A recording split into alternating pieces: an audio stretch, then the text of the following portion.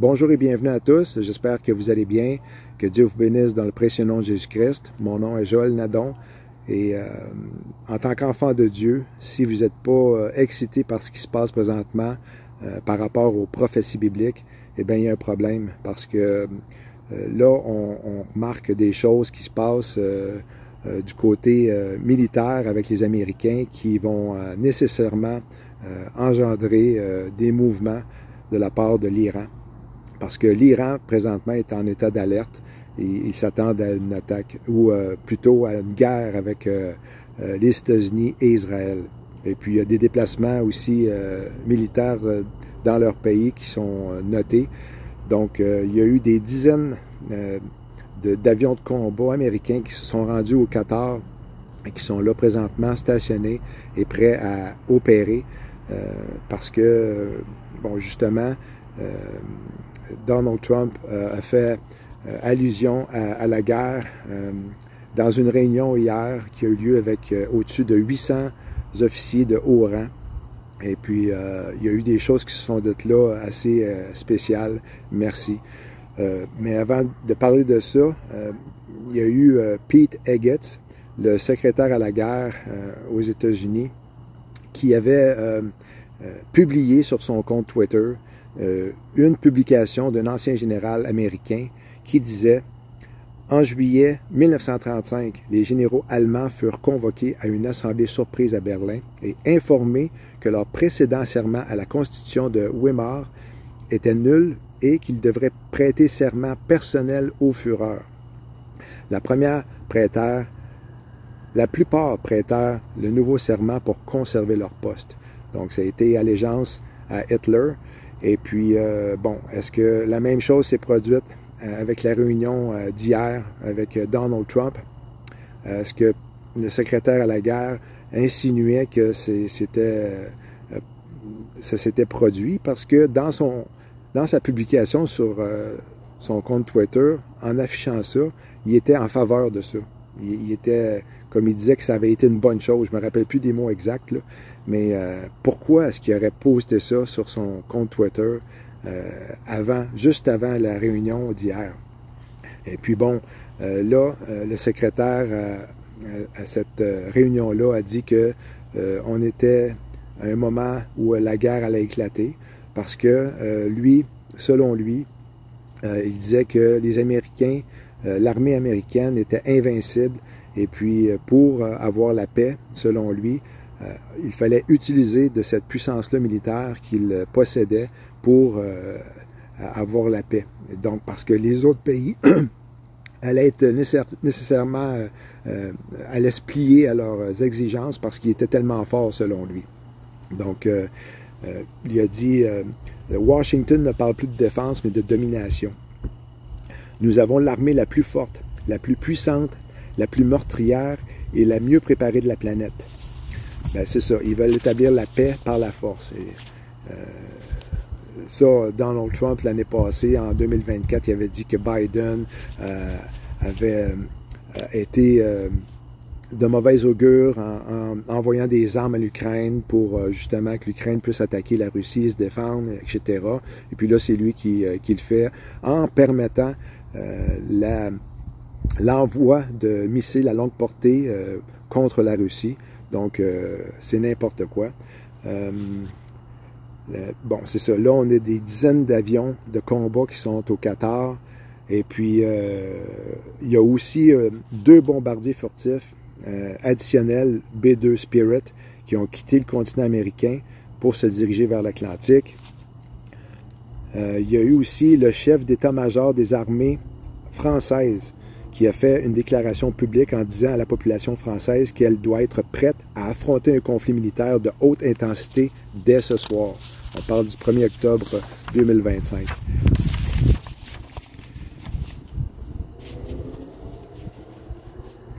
Donc, c'est ça, il y a eu un plan. Les dirigeants du Moyen-Orient et de l'Europe ont salué le plan de Trump pour Gaza.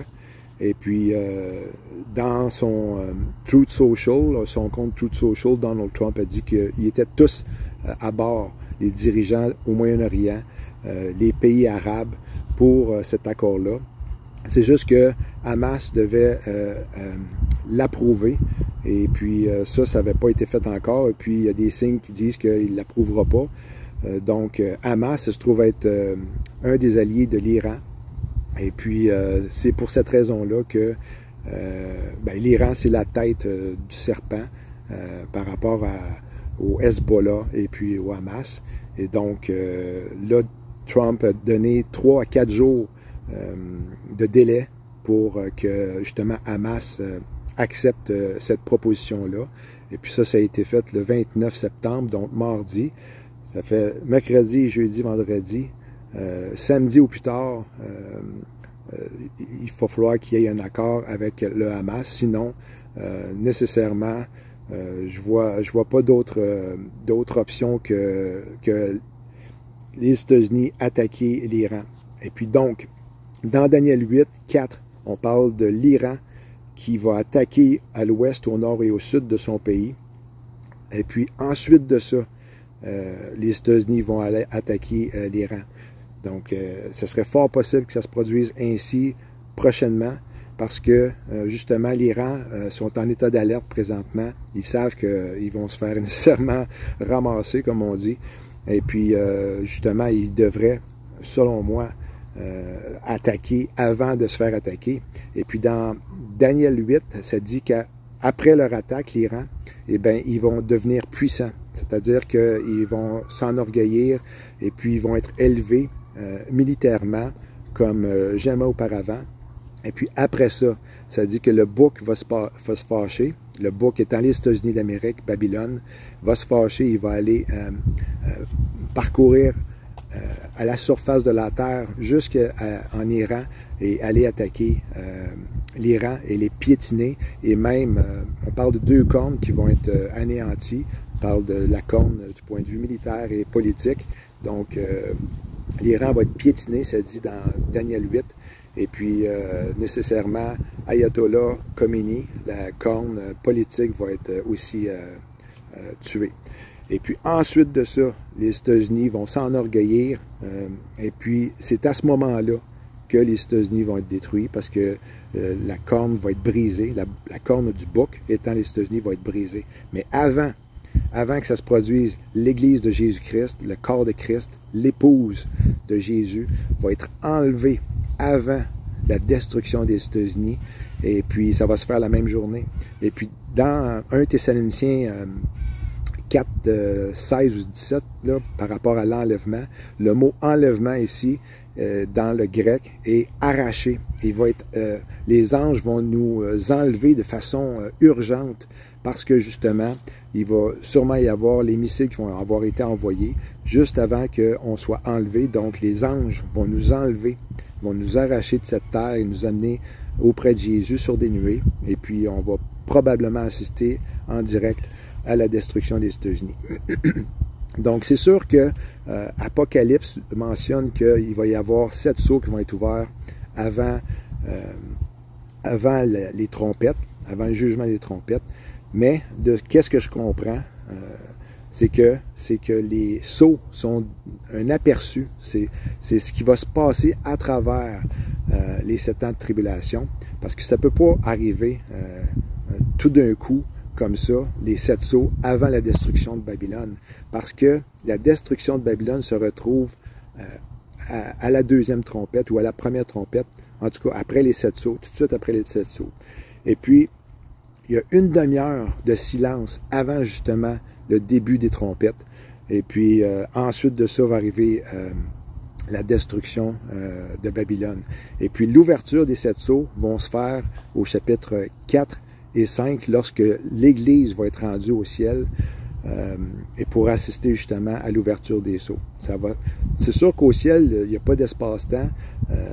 Nous autres, on pense que bon, faut que ça arrive sur un laps de temps de plusieurs semaines, mais ça peut se faire en un instant parce qu'il n'y a pas d'espace-temps, justement, lorsqu'il va y avoir l'ouverture des sceaux. Et puis, justement, on a une confirmation de l'enlèvement de l'Église lorsque Jean a été enlevé en esprit au chapitre 4, après les 7 lettres qui ont été écrites, que l'on peut lire dans les chapitres 2 et 3. Ensuite de ça, Jean est enlevé en esprit et on voit l'Église présente lors de l'ouverture des sceaux par Jésus-Christ. Et puis, ben, c'est les anges aussi qui ouvrent les sceaux, là, mais c'est lui seul qui est digne de le faire, puis il donne la tâche aux anges.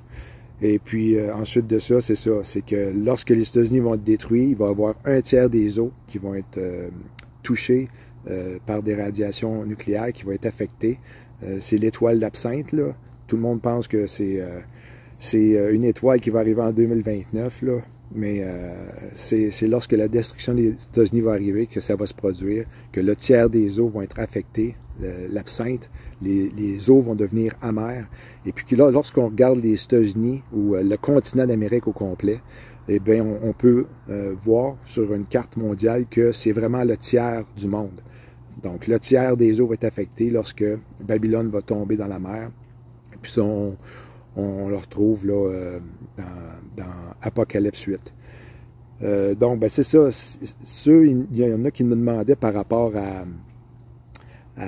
au traité, là, pas au traité, mais au plan de paix de Trump, là, de Gaza, qu'il y a eu récemment. C'est pas Daniel 9, le traité avec plusieurs. C'est une préparation à. Parce que les accords d'Abraham, selon moi, sont la base pour le traité de paix avec plusieurs, parce que dans Daniel 9, 27, ça va être un traité qui va être amélioré. Ça va être un traité qui est déjà en place, mais amélioré.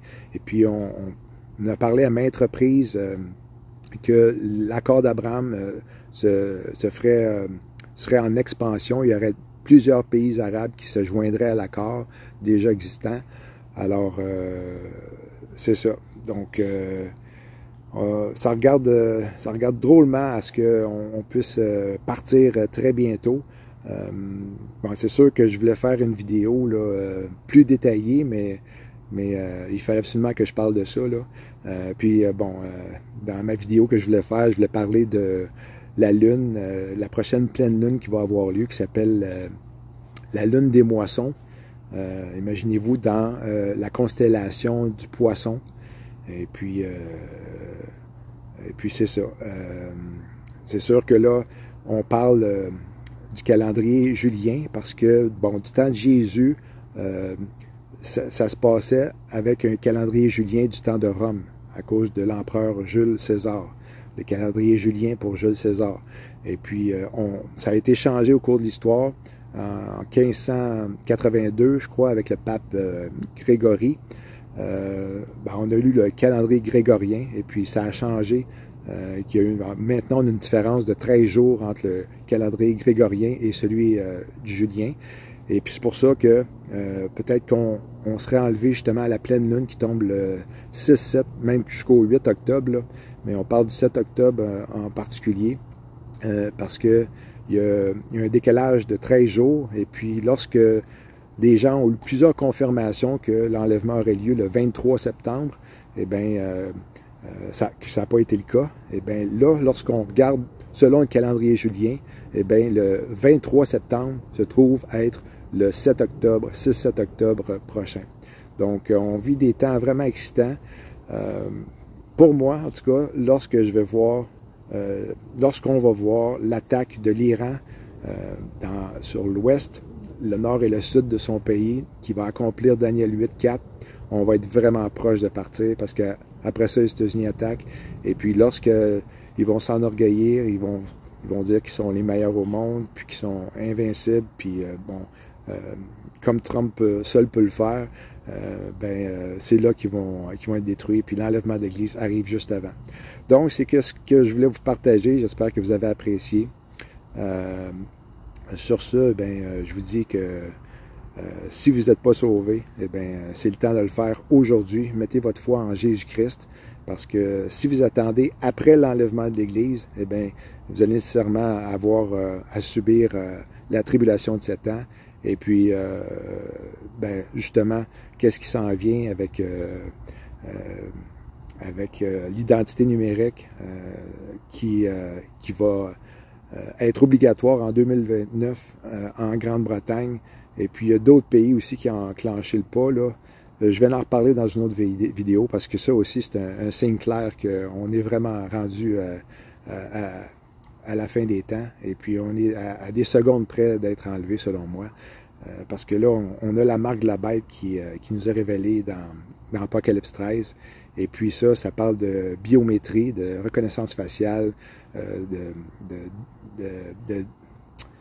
digital aussi, là. Et puis, ça va se passer comme ça pour ceux qui sont encore présents lors de la tribulation de 7 ans. L'Antéchrist va imposer cette marque-là, la marque de la bête, qui va être imposée sur la main droite et sur le front. Et puis, vous ne pourrez pas acheter ni vendre sans ça. Donc, on s'en va vers là. Les pays emboîtent le pas. Et puis, ça va être comme en 2020. Les pays vont se réunir. Ils vont être en accord avec l'ONU. Et puis, il n'y aura pas d'arrêt une fois que ça va être enclenché, comme ça a été enclenché en Grande-Bretagne. C'est majeur. Donc, on s'en reparle dans une autre vidéo. Si Dieu le veut, que Dieu vous bénisse. Shalom.